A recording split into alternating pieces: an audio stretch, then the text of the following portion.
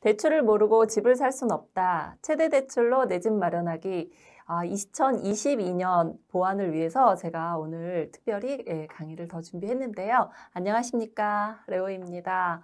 자, 2022년에는 어떻게 달라지는지 제가 간략하게 좀 요약을 해봤는데요. 가장 많이 달라지는 것 중에 하나가 일단 소득 규정에 대한 DSR이에요. 원래는 이제 DSR 규정이 지금도 진행이 되고 있었는데 이게 더 강화가 되는 거죠. 원래는 강화될 예정이 2022년 7월에 강화가 될 예정이었어요. 근데 최근에 주택담보대출이 너무 많이 늘어나고 신용대출을 너무 많이 받으니까 DSR 규정을 좀 더 빨리 강화를 시킨 건데 원래는 이제 2022년 7월에 하기로 했던 내용을 2022년 1월로 앞당겨서 시행을 할 예정인데요.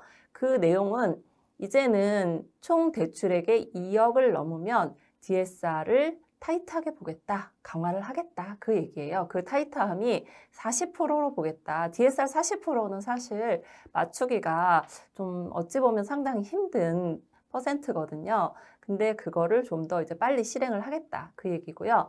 원래는 이제 6억 초과 아파트에 대해서만 DSR 40%를 적용을 했었는데 이제는 상관없이 집값과 상관없이 대출 금액이 2억이 넘으면 DSR 40%를 규정을 적용하겠다 이 얘기예요. 그리고 보험사가 DSR이 원래는 조금 더 좋았어요. 원래 60% 정도였기 때문에 신용대출이 많거나 기존의 주택담보대출을 받을 때 다른 대출이 많은 분들은 은행에서 DSR이 안 나오면 보험사에서 하면 넉넉히 나오는 경우가 상당히 많았는데 이제 보험사도 10%를 줄여가지고 50%밖에 되지 않기 때문에 신용대출이 많은 분들이 좀 타격이 심한 그런 상황이 될 것 같은데 그게 내년 2022년 1월부터 시행이기 때문에 그때부터 승인을 받는 분들에 한해서는 아무래도 저 규정이 이제 적용이 될 것 같습니다. 그리고 이제 이것도 같은 내용이죠. 화면을 좀 크게 한 거죠. 그리고 신용대출이라든지 이제 DSR은 사실 모든 대출에 적용이 되는 거예요. 주택담보대출뿐만 아니라 신용대출, 오피스텔 대출, 모든 대출, 개인 대출에 다 적용이 되기 때문에 여러분들께서 혹시라도 내가 대출이 전혀 없고 소득이 상당히 많다 이러면 상관이 없어요. 근데 그 소득이 그렇게 높지 않은데 신용대출이 좀 상당히 많다 이러면 DSR 계산을 꼭 한번 해보시고 집을 매수한다거나 청약에 넣어본다거나 해야 되는 이제 미리 좀 계산을 해봐야 된다는 거죠. 그리고 DSR 산정할 때 현재는 이제 카드로는 이제 포함을 안 시켰었는데 이제는 카드론도 포함을 하겠다라고 했으니까 혹시라도 이제 카드론이 많은 분들이 있어요. 그런 분들은 사실 카드론이 많은 거를 추천하지는 않아요. 카드론 자체만으로도 신용 등급에 많은 영향을 미치기 때문에 저희가 웬만하면 카드론은 받지 말고 그냥 차라리 신용대출이나 좀 크게 받아라. 카드로는 조금씩 받는 경우가 상당히 많거든요. 물론 이제 카드론도 크게 받는 분들이 있는데 현금 서비스, 카드론 이런 건 안 받는 게 좋고 카드론조차 본인의 DSR에 부채로 포함이 된다고 하니까 이제는 카드론은 이제 받지 않는 게 제일 좋다라고 말씀을 드리고 싶어요. 그러면 도대체 DSR은 어디에 적용이 되느냐? 모든 대출에 적용이 된다고 얘기를 했는데 예외가 되는 대출이 있어요. 그게 뭐냐면 이게 분양주택, 우리가 청약에 당첨이 되면 중도금을 내잖아요. 그래서 중도금 대출에 대해서는 사실은 DSR을 적용을 받지 않아요. 그래서 이제 간혹 질문들을 많이 하시는 분들이 고령자 이런 분들이 청약에 당첨이 되는 경우가 좀 상당히 많이 있거든요. 그분들은 30년 무주택 기간이 상당히 높고 해가지고 가점이 높아서 당첨이 됐는데 소득이 많이 없다 이러면 중도금 대출 안 되나요? 그럼 나는 이 당첨을 포기해야 되나요? 라고 많이 묻는데 청약 중도금 대출은 DSR을 보지 않아요. 그래서 걱정 안 하셔도 되고 단지 걱정을 하셔야 되는 부분은 신용 점수가 너무 안 좋다든지 하면 은행에서 거절을 할 수도 있으니까 본인이 연체자라든지 이런 것만 주의를 하신다면 소득과 상관없이 중도금 대출은 웬만하면 다 진행이 되고요. 그러면 이제 잔금 대출은 어떻게 되나요? 라고 물어보는데 청약에 당첨돼서 잔금 대출은 일반적인 주택담보대출하고 똑같아요. 그래서 잔금 대출을 받을 때는 뭐 시세의 몇 퍼센트, 그 지역이 어딘지 뭐 이런 거에 따라서 다 적용을 받기 때문에 여러분들께서 내가 소득이 얼마 안 된다. 그러면 그때까지는 소득을 만들어야 돼요. 내가 뭐 소득이 약하면 뭐 신용카드라든지 체크카드라든지 이런 걸 많이 쓰셔가지고 소득을 만들든지 해서 잔금 대출까지는 준비를 하셔야 되지만 중도금 대출은 이제 상관이 없다라는 거고요. 그리고 우리가 가장 많이 또 이용을 하는 것 중에 하나가 전세자금 대출이 있어요. 그래서 전세자금 대출 같은 경우도 원래는 DSR을 포함을 시키려고 정부가 했었어요. 왜냐하면 전세자금 대출이 너무 많이 일어나니까 이게 이제 가계대출이 너무 늘어나는 거에 가장 큰 요인이 전세자금 대출이다. 해서 이제 DSR을 포함을 하려고 했는데 아무래도 전세자금 대출은 그 이름 자체가 서민들을 위한 대출이다라는 인식이 좀 강해요. 그래서 전세자금 대출을 막으면 서민들한테 좀 타격이 심하다라는 게 이제 정부에서도 생각을 했기 때문에 전세자금 대출은 DSR 규정에 이제 적용을 받지는 않아요. 그래서 전세자금 대출은 이제 종류가 많은데 그 중에서 가장 많이 이제 소득이 없는 분들이 이용하는 게 전세 안심 대출이라는 상품을 많이 이용을 하는데 그 대출 같은 경우는 뭐 소득을 보지 않고 이제 신용 점수만으로 진행을 하는 경우가 많기 때문에 여러분들이 되게 많이 걱정을 하시더라고요. 전세자금 대출이 DSR 포함되면 진짜 없는 사람들은 어떻게 받느냐 막 고민을 하셨는데 다행히 포함이 되지 않았어요. 그래서 우리가 걱정하는 뭐 저런 분양주택, 분양 오피스텔에 대한 중도금 대출과 전세자금 대출은 DSR 제외다라고 생각을 하면 될 것 같고요. 이제 요번에 문제가 되는 게 뭐냐면 신용대출의 만기를 7년에서 5년으로 줄인다. 이게 무슨 말이냐면 나 신용대출 만기 1년인데 막 이렇게 말씀을 하는 분도 계시겠지만 원래는 1년이 맞아요. 하지만 저희가 DSR을 계산을 할 때 그 본인의 대출을 끌어갖고 올 때 그 기간을 이때까지는 7년으로 계산을 해줬어요. 내가 7천만 원 신용대출이 있는데 7년이면 1년에 1,000만 원씩 갚는 걸로 계산이 들어갔는데 이제 5년으로 줄여버리면 1,000만 원 이상 갚아야 되니까 DSR에 악영향을 미친다라고 생각을 하면 돼서 내가 신용대출이 많으면 이제 주담대를 받기가 더 어려워지나 보다라고 생각을 하시면 되고요.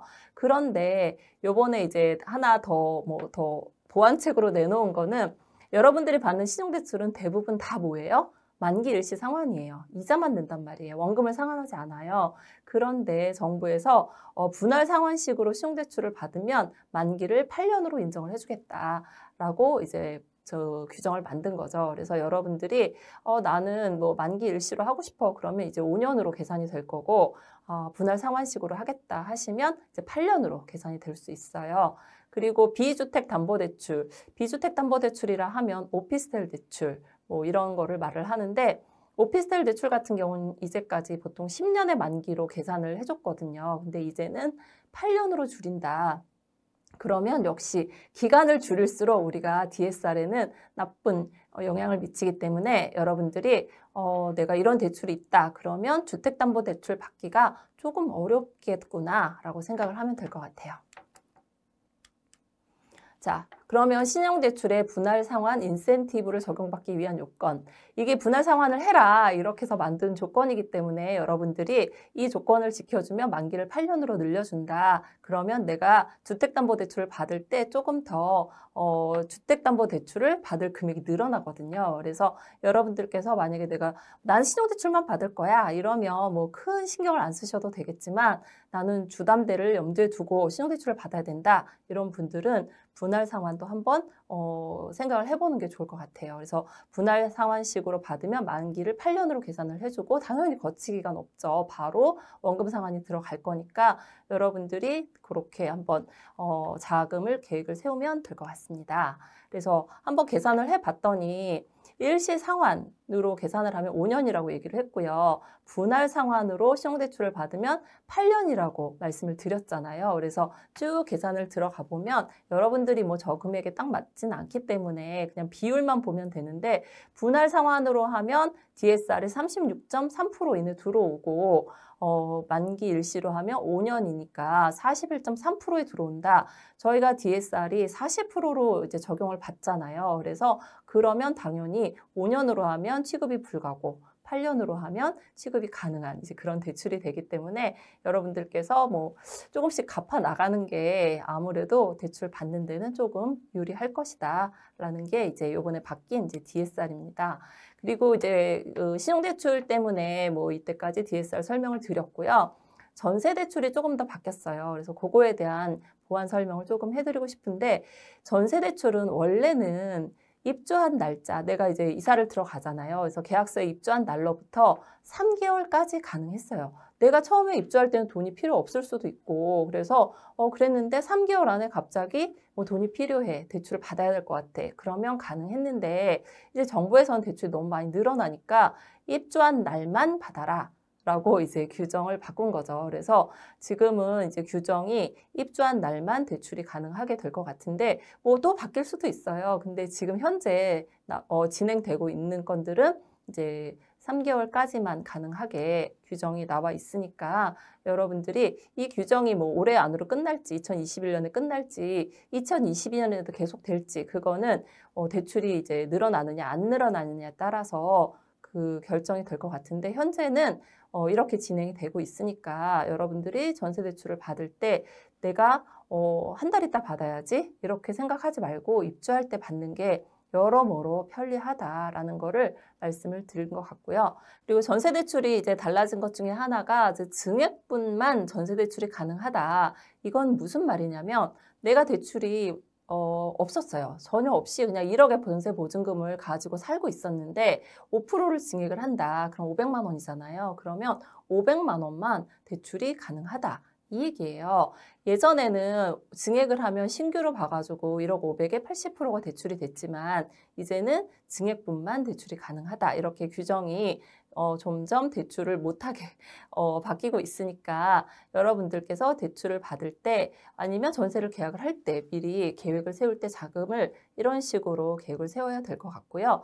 이거는 지금 현재 정부에서 전세 대출을 억제하기 위해서 만든 규정이기 때문에 은행 규정이거든요. 그래서 은행 규정은 또 바뀔 수도 있어요. 그래서 현재 규정이 이러한 거지 여러분들께서 입주하는 날이 언제가 될지 모르기 때문에 그때 가면 다시 한번 은행에 질문을 하고 그리고 계약을 하는 게 좋을 것 같습니다. 그래서 제가 2022년에 바뀌는 대출에 대해서 DSR과 전세대출에 대해서 일단 간단하게 설명을 해드렸고요. 아무쪼록 여러분들이 대출을 받을 때 도움이 되시길 바랍니다. 감사합니다.